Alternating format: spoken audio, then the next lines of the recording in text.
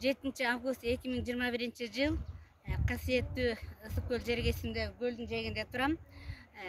Быйыл 31 августта Кыргыз Республикасынын эгемендүүлүгүнө карата 30 жыл болот.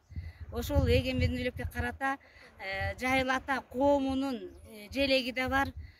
Жайыл ата коомуна да 30 жыл болду. Мүмкүн болсо ошол Көк Асаба деген ырымды окуп берейин. Жайыл баатыр ыйык музей үйүндө көк асаба көктү тиреп желбирейт. Келген адам берге түшүп сүрөткө улуу жеңиш бар экенин белгилейт.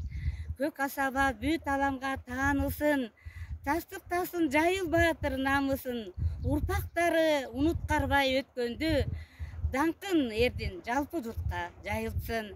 Шер тукуму эч бир жоодон тайманбас, майрамдарда тууну кармап алгабас.